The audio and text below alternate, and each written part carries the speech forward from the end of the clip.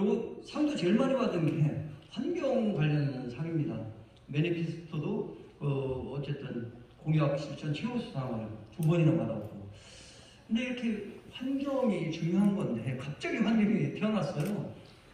3년 전만 해도 환경 얘기하면 저 정신 나간 소리 그런 얘기를 했었습니다. 제가 공약에 파리 기후협약을 실천한 최초의 도시가 되겠다 이렇게 선언을 했더니 그거보다 더 중요한 것이 지속가능한 세계. 나만 살다가 싶은 것이 아니라 내 다음 세대가 지금 똑같은 조건 속에서 살 수 있는 지구를 물려주는 거. 이게 제일 중요한 거지. 내가 건물 많이 지었다가 이 50년 후 철거비도 안 내면서 내가 마음대로 지을 수 있는 권한이 얼마만큼 나한테 결정권이 맡겨진 거냐 이런 얘기들을 많이 했었거든요. 근데 딱 들어맞았습니다. 갑자기 정부에서도 환경에 관심을 가지시고 탄소 중립이 트럼프 이후에 대통령이 바뀌니까 이게 뭐 전 세계적인 트렌드가 돼버리고 이미 유럽은 탄소세를 부과합니다. 25년도에 대한민국이 실천을 안 하잖아요. 우리나라 상품은 유럽연합에 못 들어갑니다. 들어가려면 남의 나라 거 사가지고 들어가야 돼요. 이 엄청난 위기가 와 있는데 기업들은 아무것도 안 하고 있어요. 정부한테 가혹하다, 정부한테 속도가 빠르다 이런 얘기만 하고 있어요. 그래서 기업 제품들이 탄소 발자국을 얼마만큼 탄소를 사용하느냐 이게 나타내는 탄소 발자국인데 그걸 보고 이제는 탄소 발자국이 작은 거 탄소 중립에 가장 가깝게 실천한 제품을 사서 써야 되는 거죠.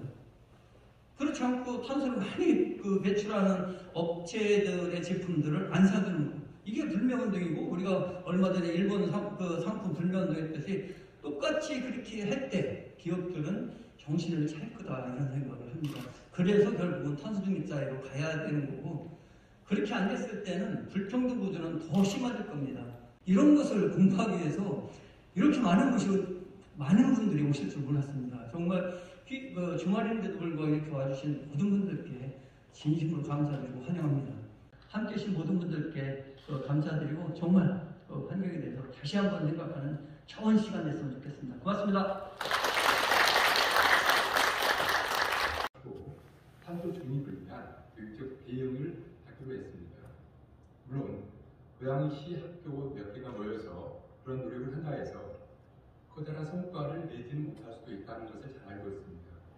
그러나 내가 하지 않고 우리가 하지 않으면 안 된다는 데서 할 수 있는 데까지 행동하고 실천해 보기로 했습니다.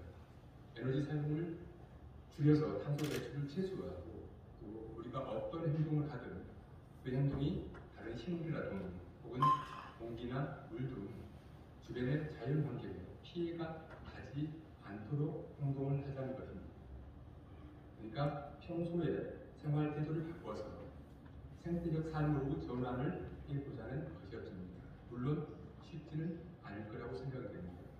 예를 들어서 우리가 물건을 구입할 때도 학교든 개인이든 친환경이라고 표기된 환경표지 인증 제품이라든가 또는 저탄소 인증 제품 등 녹색 제품을 구입해서 사용하자고 했습니다. 이런 모든 것들은 경우에 따라서는 불편한 소비가 될 수 있고 또 경우에 따라서는 물건 값을 더 지불해야 하는 좀 더 비싼 소비를 의미하는 것일 수도 있습니다. 개념 소비라고 할 수 있겠지요. 그리고 탄소 중립을 위한 나비 효과를 만들어내기 위해서 이것을 시민운동, 소비자 운동으로까지 확대해 가자고 했습니다.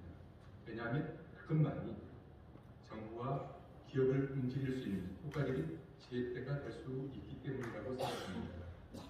내가 하고 우리가 한다면 세상은 달라질 거라고 생각이 됩니다.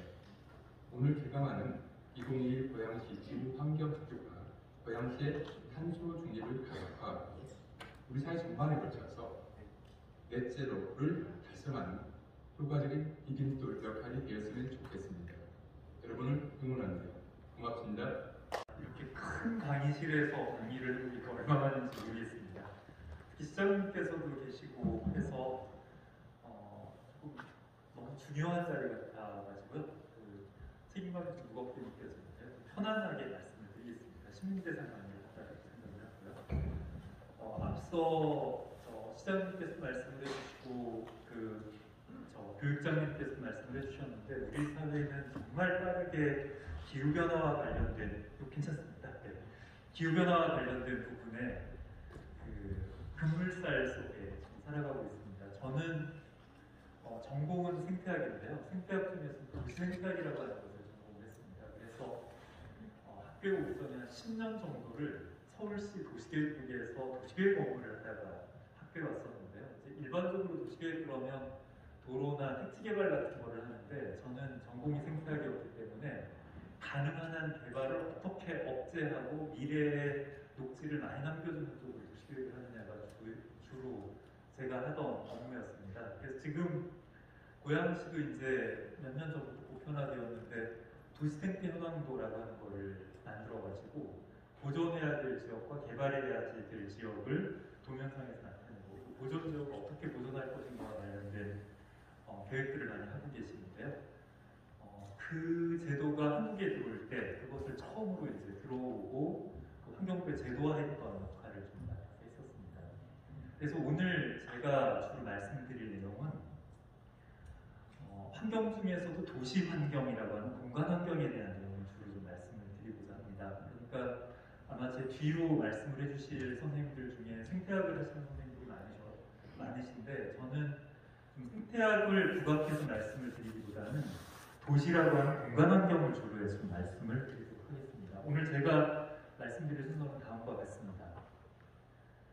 그 선생님들께서 보통 환경 그러면 뭐가 떠오르시나요? 일반적으로는 제일 먼저 떠오르는 게 아마 수질일 겁니다. 제가 있는 학과도 환경과학과다 보니까 학생들이 제일 시험을 많이 보는 게 수질환경기사 같은 수질 쪽을 제일 많이 고려를 해요. 그 다음에 우리 사회에서 환경 그러면 제가 대학을 다닐 때는 대기가 먼저 떠올랐었는데요. 최근에 와서는 폐기물 문제가 수질 다음에 크게 부각이 좀 되고 있는 것 같습니다.